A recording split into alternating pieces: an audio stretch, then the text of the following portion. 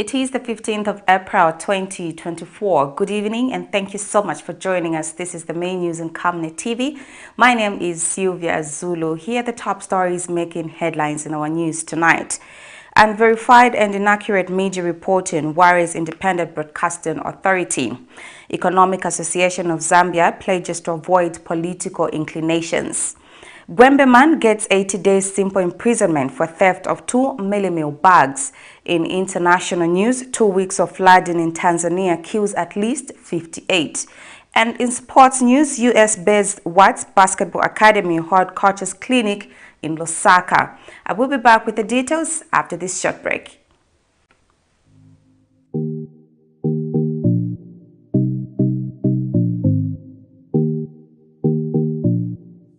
With this impending drought, it's time we look to alternatives of sustaining our crops.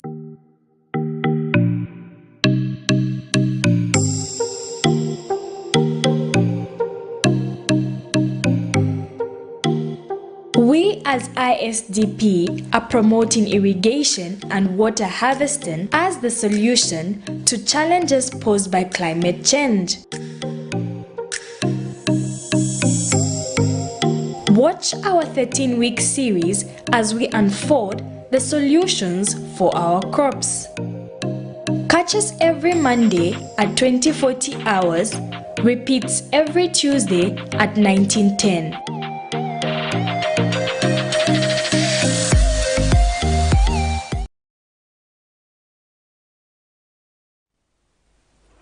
And now the news in detail. The Independent Broadcasting Authority, IBA, has described as worrying the inaccurate reports on the status of renowned Zambian footballer Renford Kalaba's health following the accident he was involved in Saturday afternoon.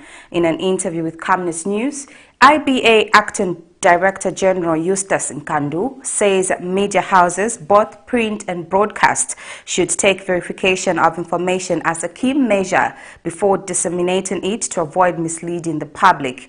Mr. Nkandu adds that social media platforms should also desist from spreading unverified information in an attempt to get the scoop of the news as it compromises the ethics of the media fraternity.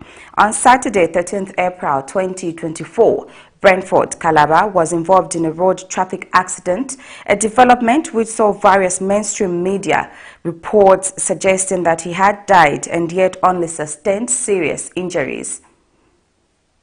In a world flooded with news from various sources, journalists play a critical role in sifting through the noise to deliver credible and reliable information to the public. Accurate reporting and verification of information are the cornerstones of responsible journalism, as the trustworthiness of the profession hinges on the ability to report facts accurately without bias or distortion. However, compromise of accurate reporting and verification undermines the integrity of journalism and erodes public trust. On Saturday, 13th April 2024, renowned Zambian footballer Renford Kalaba was involved in an accident, a development which caused panic among members of the public following inaccurate and unverified reports that emanated from seemingly credible mainstream media channels. The Independent Broadcasting Authority (IBA) has described the reports as worrying, further calling for strict adherence to the fundamentals of journalism by journalists. It's very unfortunate that a radio or a television station would, get a rumor and start spreading it. In this case, we want to caution our licensees that whatever was witnessed over the past few days should not repeat itself, where Mr. Renford Kalaba, who sustained serious injuries during a road mishap, was reportedly dead when the situation was the opposite. Station would have taken time to verify the information before spreading it.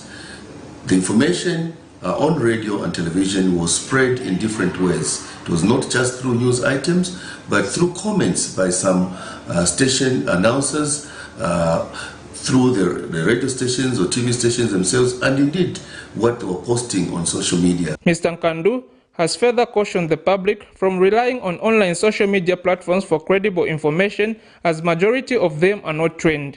It's unfortunate that stations, jumped on the bandwagon to start spreading the rumor that was going on social media platforms. And this is also one of the things that we keep emphasizing as a regulator, that social media platforms, much as they are good for leads, they cannot be relied upon in terms of information. And the only way to ensure that you have correct and verified information is by verifying the information itself and ensuring that you get it from the reliable sources.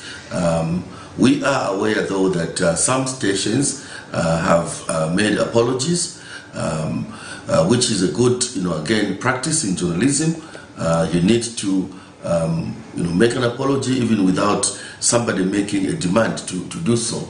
However, with the havoc witnessed during the weekend on the condition of rain for Calabar, it is evident that the need for rigorous journalistic standards in Zambia are more crucial than ever before. Chanda Mwango for Camnet News in Lusaka. The Economic Association of Zambia, EAZ, has unveiled a new board for 2024-2026 tenure with a pledge to bring professionalism in the sector. EAZ newly elected president, Dr. Oswald Mungule, says the board is alive to the political alignment witnessed in previous years and is working to ensure professionalism in its dealings. Speaking during the EAZ board unveiling media breakfast in Lusaka, Dr. Mungule revealed that among the many plans of the establishment is to formulate a strategic plan for 2024-2027 and draft legislation for regulation of the sector. Meanwhile, EAZ Acting Executive Director Tendai Posiana says the association will continue to partner with the government to make significant contribution to the country's social and economic development. The Economic Association of Zambia, EAZ, Monday unveiled the new executive to preside over the affairs of the institution for the next 2 years. Originally established in 1960 as the Lusaka Economics Club, in 2021 the establishment was rebranded and registered as a non-government organization under the Digital Societies as a professional organization for economists and professionals in related fields of economics. Speaking during the unveiling of the executive in Osaka, EAZ Acting Executive Director Tendai Posiana said the association remains loyal to its mandate and further pledge partnership with other stakeholders, including the media. I am also confident that under the leadership of the new board, EAZ will continue to strive and make significant contributions to the social economic development of Zambia and beyond. I want to assure everyone that my office will work closely with the government, donors, partners, civil society organizations, the media, and all citizens of Zambia. Newly appointed President Dr. Oswald Mungule, in his maiden address, urged economists in the country to be professional in their dealings in order to maintain integrity of the profession. And advocating for the advancement of economists and the economic thinking in Zambia. I urge all members of the Economics Association of Zambia to extend their full support and cooperation to the new NEC and the Acting Executive Director. Together, as an association, let us work towards realizing the vision and mission of our association. Questioned about the seemingly political alignment of the organization in the recent past, Dr. Mungule assured that the new executive will endeavor to stay out of politics to bring back people's confidence in the Economic Association. This is one of the activities that we have adopted and included in our strategy as the new board, that we need to correct this perception that has been created, and that's why now this board will highly be professional. Other members of the executive, including Banji Milambo as Vice President, Dr. Nicholas Mainza as Secretary, deputized by Emmanuel Zulu, Robert Marasha as Treasurer, deputized by Ntarasha Mulimbika, and Bernard Tembo, Mutemwa Mibelo and Simon Mutambo as committee members. Some of the immediate undertakings for the executive is the formulation of the EAZ Strategic Plan 2024-27, establishment of the Zambia Journal of Economics and Finance, capacity building of secretariat staff, and drafting of legislation to regulate economic professionals, among others. For Camnet TV News, Afias Kaptula, Lusaka. The Federation of Free Trade Unions in Zambia has urged the Bank of Zambia to swiftly address the issues surrounding Investors Bank following its repossession due to insolvency concerns. FFTUZ Secretary General Nelson Mwale says its members are worried about potential adverse effects resulting from the bank's ultimately closure. Mr. Mwale has since reiterated the Federation's commitment to safeguarding the interests of its members. On April 2nd, 2024, the Bank of Zambia took possession of Evans Trust Bank PLC after the shareholders failed to resolve its insolvency issues. Issues surrounding Evans Trust Bank are resolved amicably. You realize that the Federation of Free Trade Union of Zambia, through the Zambia Union of Financial and Allied Workers Union of Zambia, has a lot of members with Invest Trust. And a number of them, speaking as we are now, they don't know what will happen to them because, the possession of the bank was unexpectedly taken over by Bank of Zambia because of insolvency. So we are optimistic that the issues will be resolved amicably so that a number of members that we have had with Invest Trust are not put in a very, very awkward position. However, a negative precedence with the banks like Meridian BIO, banks like Union Bank in those days, that simply closed and all the workers put in a very awkward position. And we want Bank of Zambia to do it very, very differently this time because, as Federation of Free Trade Union of Zambia, we have a responsibility to ensure that all the members that we had within Invest Trust and at the Zambia Union of Financial and Allied Workers are taken care of very, very well. New Heritage Party President Chishala Kateka has urged Inspector General of Police Grathel Musamba to conduct himself professionally when carrying out national duties. In an interview with Camnet News, Ms. Kateka expressed concern at the purported abuse of power by the police following the detention of United Kwacha Alliance members Savoy Imboila and Jackson Silavwe in Kafue after an attempt to hold a rally.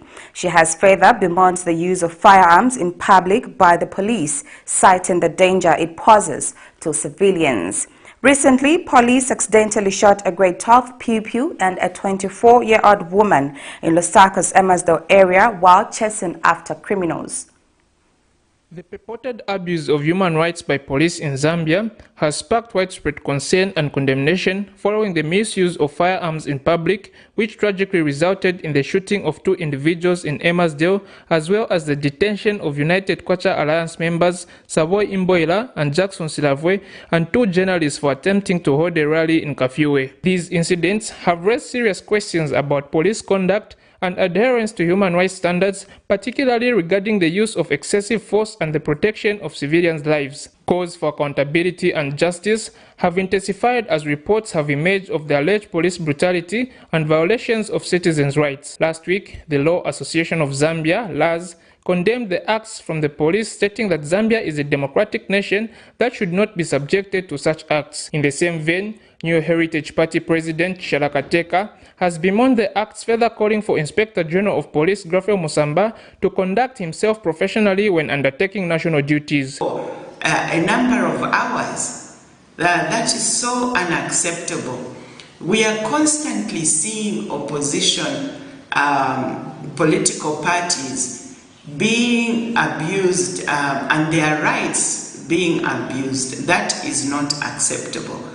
I call upon the IG of police to behave in a professional manner and allow opposition political parties to be allowed to meet. As New Heritage Party, we are applying for a rally today to be held in Lusaka. Now, we are registered and we are a party in good standing, so we would like to see what the police, and I think that the nation must take keen interest in what is happening. Ms. Kateka has further expressed concern at the use of firearms in public by police, citing the negative implications that it has on the public. Why do the police use live bullets when you have a crowd of people? The chances of killing someone are very, very high. Why do they not use live bullets? Why not use tear gas so that people disperse? Why on earth would they shoot at people? We are very, very concerned at what is happening. It means that there is something seriously wrong with whoever is heading the police, the leadership in the police service. And now we've even started to call them the police force, because that is the use of force. We have seen the police continually abusing their position by denying opposition political parties the right, their constitution. Recently, police reportedly accidentally shot a grade 12 pupil and a 24-year-old woman in Lusaka's Emersdale area while chasing after criminals, and a day after, they again reportedly shot another individual on the Copper Belt. Chanda Mwango for Camnet News in Lusaka. Northern Province Permanent Secretary Bernard Mpundu has urged ZESCO to put its house in order as it strives to navigate the load shedding period, reacting to reports of residents in Luwingu district experiencing about 12 hours of load shedding. Mr. Mpundu says there is need for ZESCO to harmonize load shedding as the current trend is inconveniencing citizens. Mr. Mpundu says it is uncalled for the company to remain silent on the happenings without any official communication. The Provincial Permanent Secretary said this during a major breakfast meeting with the media in Kasama recently. The schedule that we have circulated to the communities is not being followed, and obviously that becomes an inconvenience to the communities. So it is important that I take up this opportunity to speak on behalf of the people and call upon ZESCO and RB to ensure that we stick to the schedule that we have circulated, or else we revise it and still inform the community. My office is ready to support any such initiatives, including mobilizing state defense and security wings in the province to ensure that criminals do not take advantage of the unfortunate situation the country finds itself in. The Lusaka Magistrate Court has handed 80 days simple imprisonment to a 34-year-old Lusaka garden man, Best Mioba, for stealing two 25 kg bags of Eagles roller meal at Lusaka's Cosmopolitan Mall, valued at about 375 kwacha on 15th January 2024. Lusaka Magistrate Alan Kangwa, Monday, indicated that the convict wasted the court's time even after being shown the CCTV footage. Magistrate Kangwa ruled that cases of theft in chain stores have the ability to erode investor confidence and hopes the sentence sends a cautionary message to would-be offenders. An attempt for a free lunch has backfired after the Lusaka Magistrate Court handed 34-year-old Best Mioba an 80-day simple imprisonment for stealing 225 bags of Eagles roller meal from Cosmopolitan Mall without paying the 189.99 price tag. This came at a point of growing concerns of citizens losing grip of the purchasing power for the country's staple food. Passing judgment Monday, Lusaka Magistrate Alan Kangwa considered the mitigation by the convict that he is a breadwinner and looking after his mother, but Magistrate Kangwa brought to speed the remorseful-looking Best Mioba that the offense he committed carries a maximum sentence of 5 years, and has become so prevalent in the country that even women are coming to the illegal party, which the court says must be tamed. He cites that the act can erode investor confidence that wishes to venture into the chain store business and in turn affect employment among Zambians. As such, the 80 days simple imprisonment, effective the date of arrest, is sufficient for the convict and should send a strong message to would-be offenders. Magistrate Kangwa, however, told the convict before his sentencing that he pretended to have been ignorant when he stole from the chain store and feared that if the convict is not punished, others may adopt his strategy. The magistrate also explains that the convict is worth punishment for wasting the court's time. Even after seeing himself on the CCTV camera footage, he opted to drag the matter in court. During trial, a security guard, Boniface Soko, testified that he saw the convict pushing the trolley out of the store at an estimated 50 meters away. According to Mr. Soko's explanation, ShopRite management then argued that if the accused wanted to buy the commodity, he would have passed through the till operators. Meanwhile, Best Mioba, a father of 3 children, in his defense, told the court that he requested to make payment, but the security did not show interest, claiming he did not know where the till operators were located in the store. In cross-examination, the convict told the court during trial that he was willing to pay, further explaining that the said money, including his transport to GWEEMBE, was being kept by the police. In this matter, the convict was found with a supervisor of security who at the time requested for a receipt which Best Mioba failed to produce, leading to the convict being reported to Embassy Police Station for investigations and later charged with theft contrary to Section 272 of the Penal Code, Chapter 87 of the Laws of Zambia.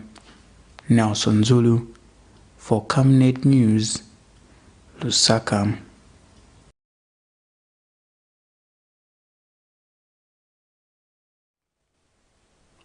A state witness, Feluna Hatembo, has told the Lusaka Magistrate Court that Opposition Forum for Democracy and Development, FDD President Edith Nawakwi allegedly conspired with 4 unknown people in 2020 to resist then Opposition President Hakainde Hichilema on the ballot, as he would allow cows to graze in towns once in government.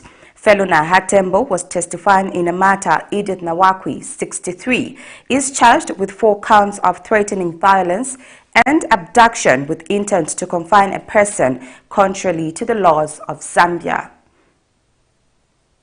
A state witness, Feluna Hatembo, 65, of Kamonza compound in Joma Southern Province, has told the Lusaka Magistrate Court that Opposition Forum for Democracy and Development, FDD President Edith Nawakwi, allegedly connived with 4 unknown people in 2020 in an attempt to ensure the biggest opposition leader then, Hakainde Hichilema, does not contest in an election because when he forms government, he would allow cows to graze in towns countrywide. Feluna Hatembo, a farmer, in her testimony explains that she and her brother, Milton Hatembo, traveled to Lusaka from Joma around September 2020 when the accused made a request for them to meet over farm number 1924 of Kalomo and told the court that while in Lusaka they were driven to Blue Nile Lodge by Nawakwi's driver. She testified that while at the lodge, a woman she did not recognize appeared and explained that the reason they had been called is because they were working with former President Edgar Lungu and indicated that they would be appreciated by the president if they explained how farm number 1924 of Kalomo district was sold. She explains that the farm was sold to Bernard Mazuva, their brother-in-law, to clear the date which was owed at Lima Bank to repossess the title deed which was used as collateral by their father, Samson Hatembo, who died in 1987.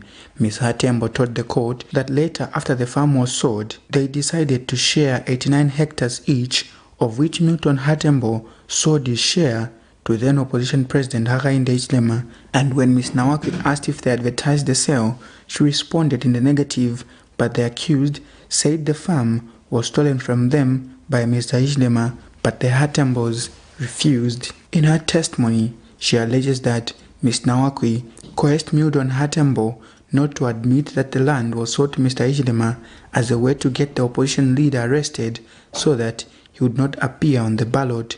She says when they returned to Lusaka in December 2020, after lodging at Zamcom Lodge, they went to Ms. Nawakwi and met 4 lawyers whom they did not recognize, and when asked how the farm was sold, after the explanation, one of the alleged lawyers said the case was more than treason and was hot chocolate. Later during dinner, she alleged that the accused was angry after she had learned that Feluna Hatembo explained to one of the lawyers that she knew the brother Milton Hatembo. She explains that she got scared as the accused had a knife in her hands and was ordered to zip her mouth or she would be killed. In this matter, the FDD leader is facing 4 counts of threatening violence contrary to Section 90, subsection A of the Penal Code, Chapter 87, and abducting with intent to confine a person contrary to Section 256 of the Penal Code, Chapter 87 of the laws of Zambia. Allegations are that between August 31st, 2021 and September 1st, 2022, while acting with others unknown with intent to cause injury or alarm, threatened to kill Milton Hatembo and Feluna Hatembo. It is also alleged that the accused, between the same dates, jointly and while acting with others unknown, abducted the Hatembos from Joma to Lusaka with intent to cause them to be secretly and wrongly confined against their wishes. Trial in this matter continues on 16th of April 2024. Nelson Zulu for Camnet News, Lusaka.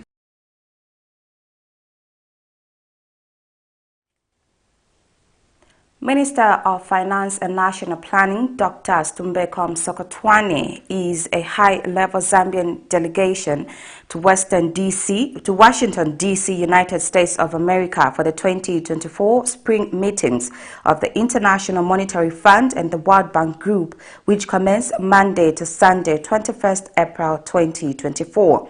Dr. Msokotwane is accompanied by Secretary to the Treasury Felix Mkulukusa, Bank of Zambia Governor Dr. Dani Kalialia, and his Deputy for Operations Dr. Francis Chipimo, Acting Permanent Secretary, Budget and Economic Affairs Mwaka Mkubesa, and Zambia Revenue Authority Commissioner General Dingani Banda.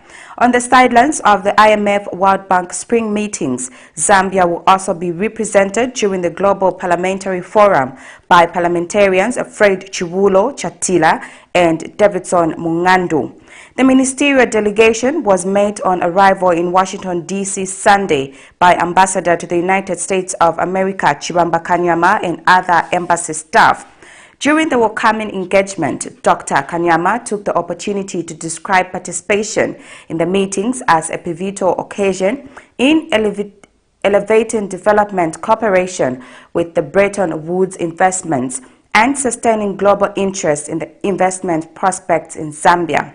During the week-long spring meetings, the delegation will participate in a series of IMF and World Bank scheduled events, hold bilateral talks with other development partners, and engage investors from across the globe. Apart from a bilateral meeting with IMF Managing Director Kristalina Giovina and her team, the delegation will attend the International Monetary and Finance Committee IMF-FC plenary and the African Consultative Group meeting of the African Caucus with the IMF Managing Director.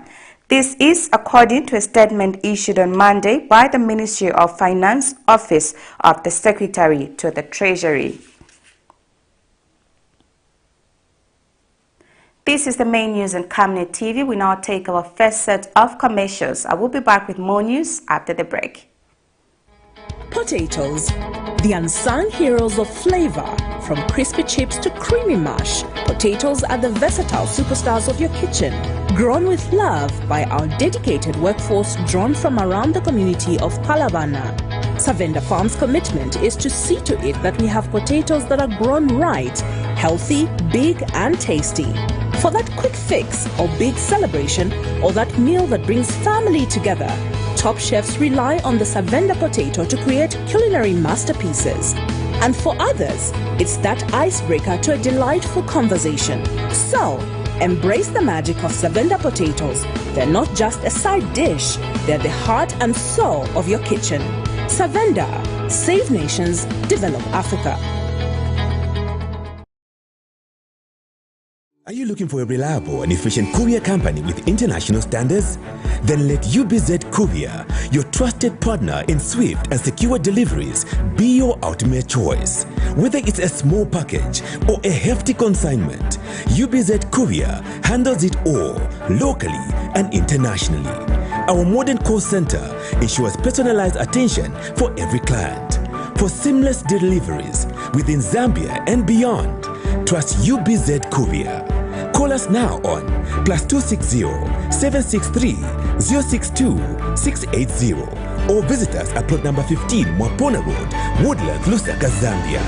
UBZ Courier, a world-class brand that can be trusted. Enjoy the benefits of an instant loan with us ranging from 1,000 kwacha to 750,000 kwacha paid express once collateral is viewed, valued and verified. Call us on 0763 595 359 or 0779 432 993. Classified Financial Express, here as your financial friend.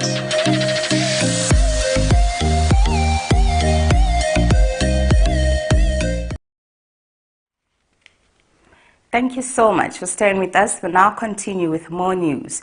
The Anti-Corruption Commission, SCC, has arrested a senior planner at the Northern Provincial Planning Unit and a lands officer at the Ministry of Lands for abuse of authority of office. SCC Head of Corporate Communications, Timothy Mono, says Titus Walima, aged 44, of Massa Town, and Peter Chisanga, aged 38, of Mobile Area in Kabwe, have been charged with 1 count of abuse of authority of office, contrary to Section 21A, as read with Section 41, Clause A of the Anti-Corruption Act No. 3 of 2012.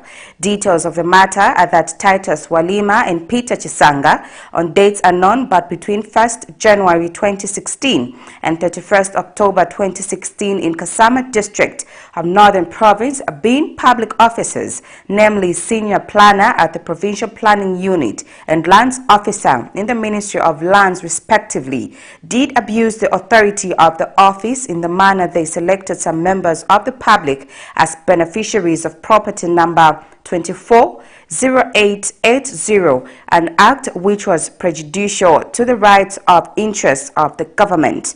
The duo have since been released on bond and will appear in court on 30th April 2024.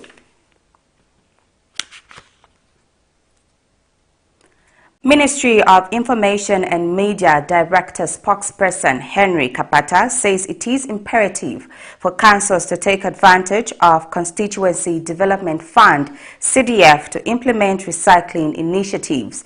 Speaking when he inspected various equipment procured by the Mufulira Municipal Council using CDF, Mr. Kapata said it was imperative for councils to not only focus on garbage collection but implement recycling, as this will provide jobs for the youths. Ministry of Information and Media Director spokesperson Henry Kapata has emphasized the importance of councils leveraging the Constituency Development Fund (CDF) to venture into recycling initiatives. During his inspection of equipment procured by the Mufulira Municipal Council using CDF, Mr. Kapata highlighted the potential of recycling to not only improve waste management but also create employment opportunities for the youth. Recycling centers will create jobs, the youths will move out from the streets, and this is one ball which is in the court of the council. Yes, the councils maybe to up their game and make sure that whenever we are providing this service, we also create jobs for the youths in these constituencies.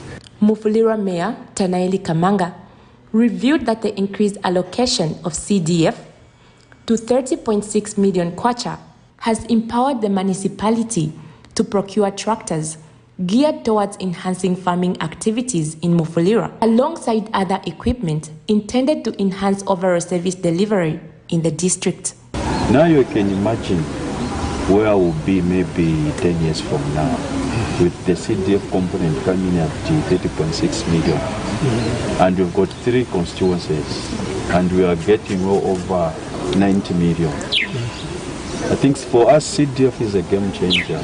Acting Mufulira Municipal Council Director of Engineering Services, Buchizia Kilele, provided insights into some of the procured equipment. And the other one that was procured next to the cherry picker is a skip loader. So apart from that, we also have other machines.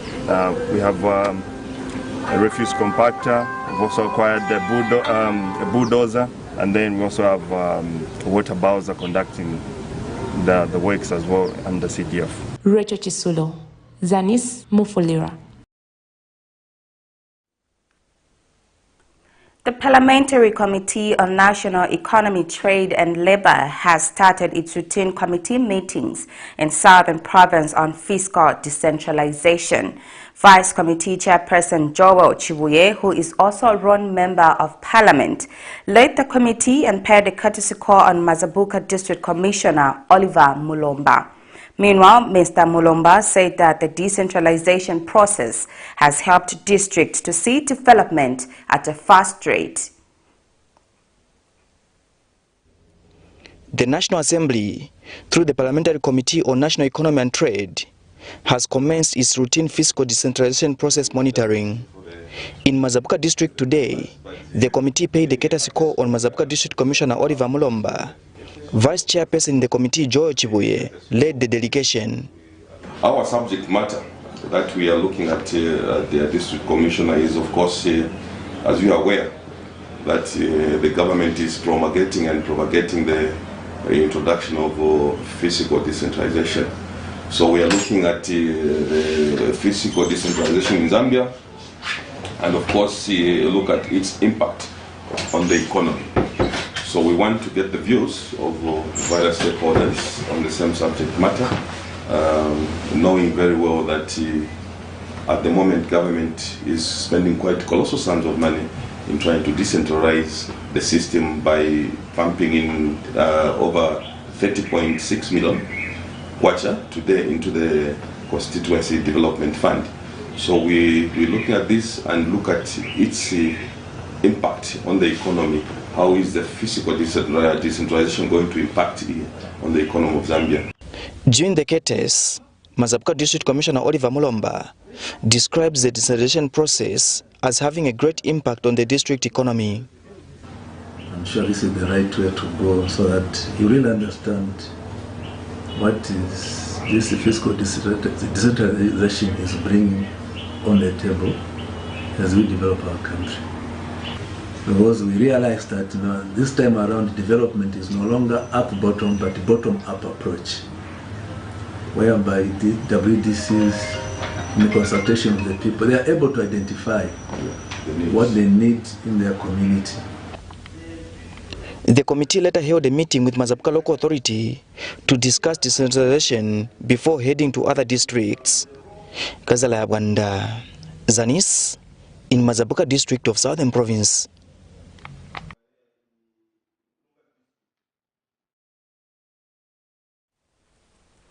We now take our last break. Still to come in the news is international stories as well as some sports news. Stay tuned.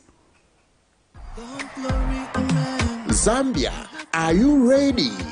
Zambia Youth Conference 2024 is here with Archbishop Dr. Bernard and Mrs. Bibiana Nwaka under the theme Raising the Next Generation of Priests and Kings. From the 17th to the 21st of April 2024, speakers Apostle Dr. Francis Miles, Bishop Robinson Fondong, and others. And ministering in music, Ephraim, Son of Africa. Time, from the 17th to the 19th of April from 4 p.m. On the 20th of April from 9 a.m. to 4 p.m.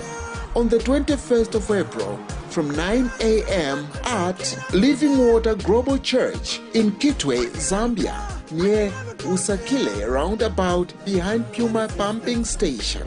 Come and become a history maker.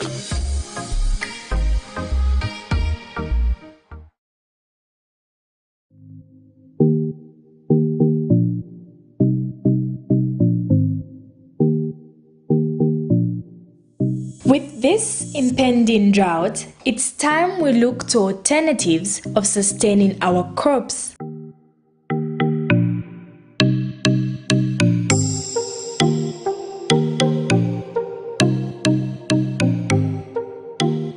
We as ISDP are promoting irrigation and water harvesting as the solution to challenges posed by climate change. Watch our 13-week series as we unfold the solutions for our crops. Catch us every Monday at 2040 hours, repeats every Tuesday at 1910.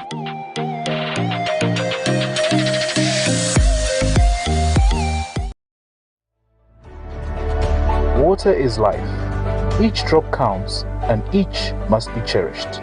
Our tried and tested product meets all international standards. With our smart drip technology, we aim to deliver precision irrigation designed to reduce blockage and wastage, ensuring a high yield. RenGlow, your smart irrigation partner.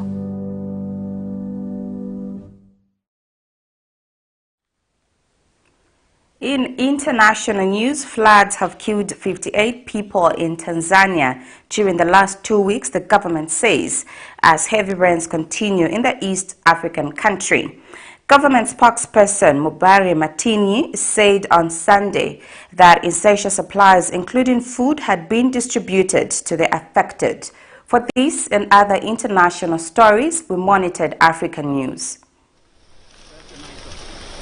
Floods have killed at least 58 people in Tanzania during the last 2 weeks, the government said, as heavy rains continue in the East African country.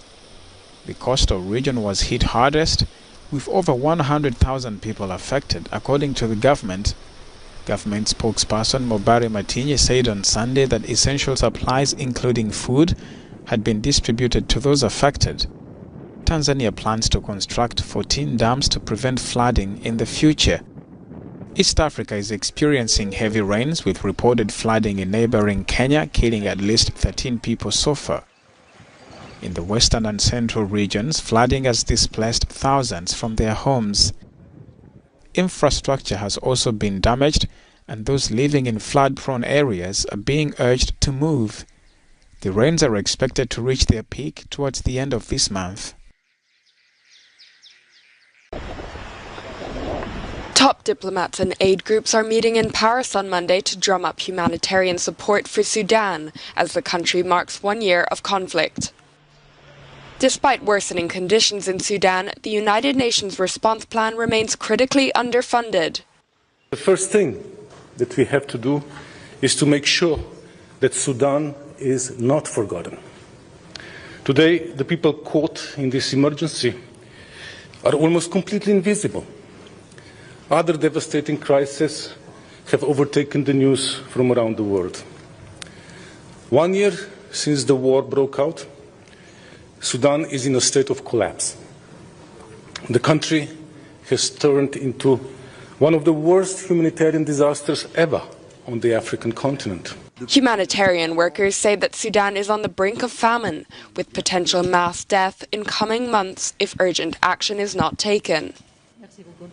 Our first objective is mobilizing humanitarian funding. There is an emergency because the United Nations response plan is not funded. It is only 5% funded today because humanitarian actions are too often hampered. Moreover, the task is colossal. If I give a few figures on this crisis, we have 27 million Sudanese, more than half of the population, who are in need of humanitarian aid today. Initial efforts by the United States and Saudi Arabia to broker a peace deal between the warring factions failed, and since October the conflict has been overshadowed by the war in Gaza. Nigeria said it recovered nearly $30 million from an ongoing corruption investigation at a key government agency. The entity being probed for fraud is the Ministry of Humanitarian Affairs, which is also charged with fighting poverty. The Economic and Financial Crimes Commission said in a statement that it had uncovered a complex web of fraudulent practices. It said the funds had been recovered from former and suspended ministry officials. Betta Edu, the Minister of Humanitarian Affairs and Poverty Alleviation, was suspended in January by President Bola Tinubu, less than 6 months after her appointment. The Anti-Corruption Agency is also probing the potential misuse of COVID funds and money from a World Bank loan meant to fight poverty. In sports news, US-based Watts Basketball Academy has urged students from various schools to take advantage of the opportunities that come with their involvement in the profession during the just-launched basketball camp skills clinic. In an interview with Camnet News, WBA visiting coach Elijah Moyo highlighted that the camp aims to provide basketball training to students while also offering exposure to American scholarships, which will enable students enhance their academic pursuits in the United States. Meanwhile, Tara Atalabi, a beneficiary of the program, emphasized the importance of young women integrating sports into their academic endeavors to address the evident gender disparity within the profession. Sports play a crucial role in the development of students, both physically and mentally. Among such sporting activities is basketball, which provides students with regular physical activity, promoting cardiovascular health, muscle strength, and coordination. Additionally, basketball fosters teamwork among students. Through playing together on the court, students learn valuable lessons in cooperation, communication, and conflict resolution, skills that are essential for success both in academics and in future careers. The Watts Basketball Academy has launched a basketball camp skills clinic, encouraging students from various schools to seize the opportunities presented by their involvement in the sport. In an interview with Camnet News, Coach Elijah Moyo emphasized that the clinic would not only provide training in basketball skills, but also expose students to the possibility of securing American scholarships, thereby elevating their academic pursuits. Tries to create pathways and opportunities for those youth to get an education or to find means to earn money while playing sport. And so the reason I'm here is to try to, as an evangelist of sports, particularly basketball. I moved from Zimbabwe to the U.S. because of basketball. While I didn't go as far as I wished, I was able to get a good career, a good degree, paid for by basketball. I was able to then work a career in accounting. Meanwhile, one of the beneficiaries of the program, Tara Atalabi, shared her experience and encouraged other young women to embrace sports alongside their academic endeavors. From my end, I am one of the female top players from Zambia that was chosen to be the first female basketball player to get a full scholarship to the US. And a lot of students, kids, primary school kids, have heard about Tara and they really enjoy my story, and I'm more of a motivator and mentor to them. And me being here at this camp is really to pull out all other girls, young girls out there to make sure they come through to such a program. It helps build you up, build you in certain areas, mentally, physically, because we know as a girl child it's not easy in the sporting industry. Hamwemba Mukando, one of the students, has expressed excitement at the prospect opportunities that come with the clinic. So one thing I've gotten from the camp or from the talks that have been held today is my eyes have been open to, one, the opportunities we have from playing basketball, but also the reality that academics are very important in trying to get you where you need to go. So rather than focusing only on one thing, being more dynamic as a person and having both the academic and the sports aspect and trying to further myself. Another thing I've picked up is that you need to have realistic expectations. So as much as you may dream big, you have the work ethic, you have to try and create the opportunities where you are to try and get as far as you can. One thing I'm also looking forward to is learning more from Coach Tara, learning more from Coach Eli, again experiencing training with Coach Martin and all the other coaches at camp, and bettering myself as a... And it's a good thing, and we appreciate that the coaches have put it for us, and we have some coaches from America that have put it for us, and we're here to learn a lot of things. And from my experience, they're teaching us to always focus on what you want to do, push for your goal. The Watts Basketball Academy's initiative not only promotes athletic development but also underscores the transformative power of sports in shaping academic and professional trajectories. Chanda Mwango for Camnet News in Lusaka.